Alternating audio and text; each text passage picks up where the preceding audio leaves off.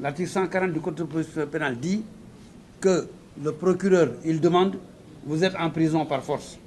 Et vous ne sortez de prison que lorsque vous avez des contestations plus que sérieuses, ou lorsque vous remboursez tout, ou bien lorsque vous êtes gravement malade, comme c'est le cas de Farba Ngom. Et la Cour suprême nous dit qu'il n'est pas possible d'appliquer dans ce cas l'article 138.7. Alors, je pose la question suivante aux juristes de la Cour suprême.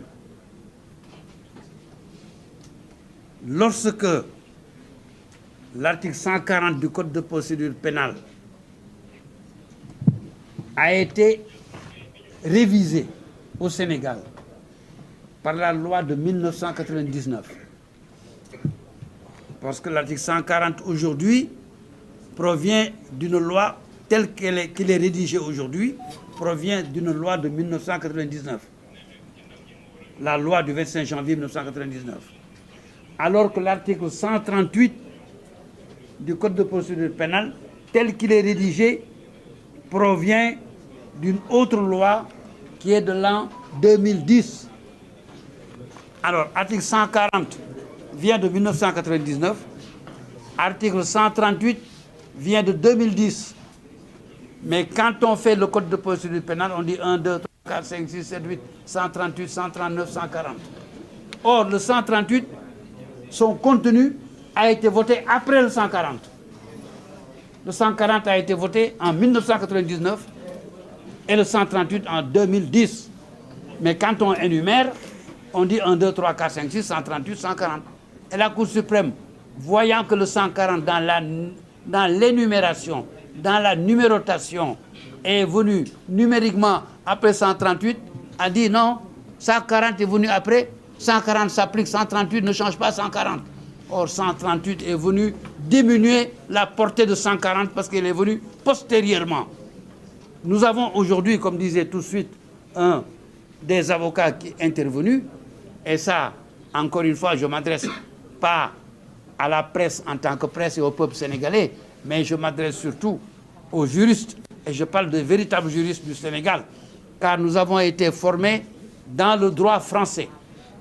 Nous sommes des juristes du système juridique français. Nous ne sommes pas des juristes du système juridique anglais, ni chinois, ni américain. Dans le système juridique français, il y a des principes généraux du droit et des principes et des règles d'interprétation du droit pénal. En droit pénal, lorsque deux textes se contredisent, lorsque deux lois se contredisent, c'est la loi postérieure qui est venue la dernière qui est appliquée. Ce n'est pas la première. C'est le principe de l'interprétation des lois pénales dans le temps. Cela résulte de tous les principes enseignés en France et au profit de tous les juristes français. Ensuite, deuxièmement, lorsque la loi doit s'interpréter, j'entends dire toujours qu'il faut faire une interprétation restrictive des lois pénales. Et ceux qui le disent, ils le disent dans le sens contraire aux intérêts de celui qui est en prison. Or, en droit pénal, l'interprétation restrictive signifie que lorsqu'il y a des difficultés d'interpréter, l'interprétation doit aller dans le sens de celui qui est poursuivi. Parce que la liberté individuelle est le principe constitutionnel. Lorsqu'une loi quelconque doit porter atteinte à un principe, à une liberté constitutionnelle, cette loi ne peut pas être interprétée en cas de difficulté, au contraire des intérêts de celui dont on prend les libertés. On l'interprète toujours en faveur de la personne qui se voit privée de sa liberté. C'est ça le principe de l'interprétation restrictive des lois pénales, pour ceux qui ne comprennent pas, parce que je vois souvent dans vos débats journalistiques des personnes qui se disent juristes, parce qu'ils ont un diplôme de droit. Ils se disent juristes. Je préfère qu'ils disent qu'ils ont une maîtrise en droit, plutôt qu'on les qualifie de juristes dans vos télévisions. Ce ne sont pas des juristes, ils ont des diplômes de droit. J'admets, mais ce ne sont pas des juristes. Parce qu'ils ignorent les principes fondamentaux qui font le juriste. En disant interprétation restrictive contre les intérêts de Farba Ngom, interprétation restrictive contre les intérêts de tel, une interprétation restrictive de la pénale ne doit aller que dans le sens de l'intérêt de celui qui est poursuivi. C'est ça les principes, ça fait partie des principes du droit auxquels nous sommes soumis. Alors, ici et ailleurs, Je voudrais préciser, comme l'ont précisé les intervenants, que nous sommes dans un cas unique et dans des cas et dans une période unique de l'histoire du Sénégal où les règles de notre droit pénal et de nos libertés ne semblent pas garanties. C'est mon point de vue et je tiens à le démontrer. Et je tiens à ce que dans l'intérêt de notre Sénégal et dans l'intérêt de nos enfants et dans nos intérêts, nous-mêmes, peuple sénégalais et citoyens du monde, que les règles qui garantissent les libertés, les règles qui garantissent à l'investisseur, aux citoyens qui travaillent, à la mère de famille, au père de famille de vivre sereinement, que ces règles soient respectées, que les citoyens sénégalais retrouvent leurs droits, car aujourd'hui, nous avons la plénitude et la conscience que les règles de droit du Sénégal demandent à être simplement appliquées au mieux. Et la Cour suprême, et je les invite, comme j'ai invité tout récemment le Conseil constitutionnel à une meilleure vision de sa jurisprudence, j'invite aujourd'hui la Cour suprême à regarder à nouveau sa jurisprudence. Car une Cour suprême peut changer de jurisprudence. La décision de la Cour suprême ne fait pas autorité absolue. La décision d'une Cour suprême au Sénégal ne fait pas autorité absolue. La décision d'une Cour suprême au Sénégal ne fait pas autorité absolue. Toute décision d'une juridiction fait autorité relative. C'est la notion d'autorité relative de la chose jugée. Et je voudrais préciser, à l'encontre des journalistes et de tous ces Sénégalais qui sont des juristes, entre guillemets, qui sont toujours en train de divulguer dans le peuple sénégalais de fausses notions, notamment une autre notion, lorsqu'on dit le gouvernement des juges. Ah non, il ne faut pas au Sénégal qu'il y ait le gouvernement des juges. Savez-vous ce qu'est en droit et en procédure juridique, ce que signifie le gouvernement des juges? On pense que le juge remplace le pouvoir politique pour gouverner. Non, non. Ce n'est pas ça le gouvernement des juges. Le gouvernement, l'expression gouvernement des juges est une expression scientifique des règles de la procédure française. Cela signifie simplement que toute décision de justice est relative. Et le juge ne peut pas rendre ce qu'on appelle des arrêts de règlement. Un arrêt de règlement signifie que le juge dit que ma décision-là s'applique au monde entier et à tous les cas. Aucun juge n'a ce droit. Ma décision s'applique à tous les cas et pour toujours. C'est ce qu'on appelle un arrêt de règlement. Et lorsque les juges ont tendance à faire ça, c'est à ce moment qu'on leur interdit de se comporter en gouvernement des juges. Parce qu'un règlement relève du président de la République, une loi relève de l'Assemblée nationale, et ces décisions ont une portée générale et s'appliquent à tout le monde et en principe pour longtemps. Donc faites attention avec vos juristes, qu'ils soient prudents aussi un peu quand ils rentrent dans le domaine du droit et qu'ils nous aident un peu plus à se protéger eux-mêmes. Parce que si on ne se protège pas soi-même, on ira en prison tous les uns après les autres. Pour qui sonne le glas?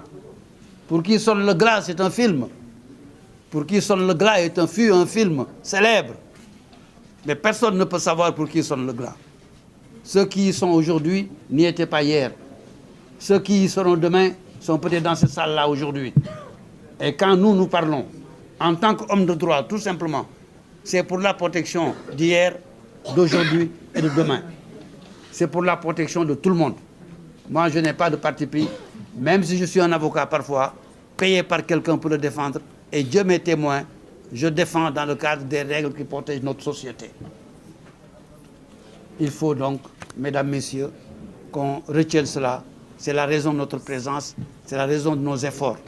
Il faut que notre société soit protégée et que les droits de personne ne soient violés.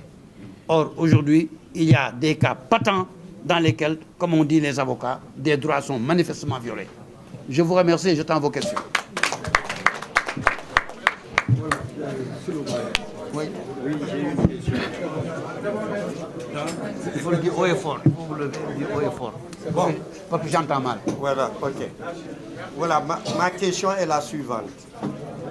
Vous avez dit qu'au niveau du tribunal, il a été décidé que Farba devrait être placé. en détention dans un milieu hospitalier. Nous savons tous aujourd'hui que l'hôpital Le Dantec n'est pas en tant que tel un milieu hospitalier. Donc, est-ce que le fait de placer aujourd'hui un détenu au pavillon spécial répond à ce qui commandait de placer le détenu dans un milieu hospitalier? Bien, merci. J'ai compris votre question. Pour répondre à cette question, je dis seulement la chose suivante.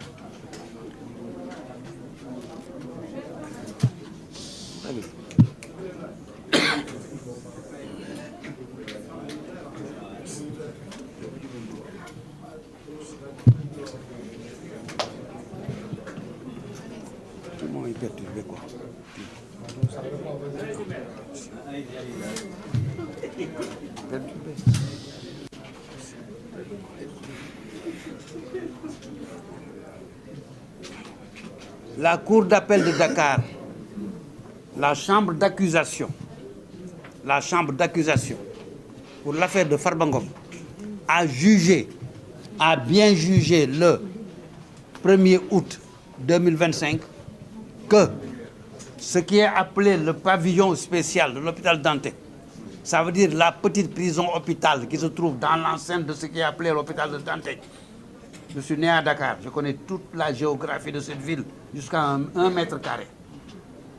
Le pavillon spécial qui se trouve dans l'enceinte de l'hôpital de Dantec, la chambre d'accusation a dit en 2025 que c'est un milieu carcéral, c'est une prison.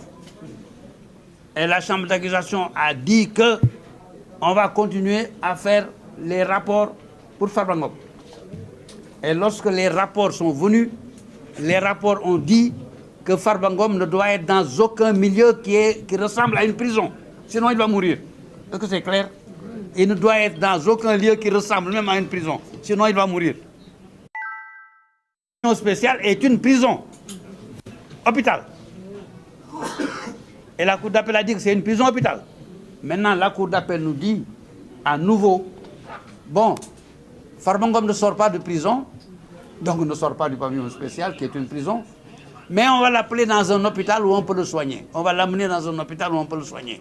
Alors, je pose la question moi-même maintenant. Est-ce que ça, je pose cette question aux médecins et à tout le monde, et à ceux qui ont jugé ça. Est-ce qu'il y a au Sénégal un hôpital aujourd'hui où on peut soigner toutes les maladies de Farba Ngom? Ensuite, deuxièmement, est-ce que cet hôpital peut exister sans être une prison, sans que la réglementation de la prison ne soit appliquée à Farba Ngom? Si on ne lui applique pas la réglementation de la prison, il n'est plus dans une prison. Il va où il veut. Donc on est obligé, tant que le juge n'a pas dit main levée de mandat de dépôt, tant que le juge n'a pas dit je vous libère, il est prisonnier partout où il est dans le monde. Et on dit on va le mettre dans un hôpital qui pourra le soigner. Mais cet hôpital est une prison. Or la loi interdit, c'est la loi qui interdit qu'il soit dans un milieu qui ressemble à une prison. Donc, même ceux qui ont jugé, ils ne savent plus où ils vont avec nous. Et nous aussi, on ne sait pas. Et personne ne sait plus. Je suis affirmatif. Personne ne sait plus. Nous, on ne sait pas. Ceux qui ont jugé ne savent plus. Ceux qui sont contre nous ne savent plus. Parce qu'il ne peut pas être dans un hôpital qui ne soit pas une prison. Et il n'y a aucun hôpital au Sénégal où on peut tout soigner. Donc, on est devant l'impossible d'un prisonnier impossible à soigner, impossible à sortir, impossible à garder. Voilà le cas de Farba Ngom, messieurs.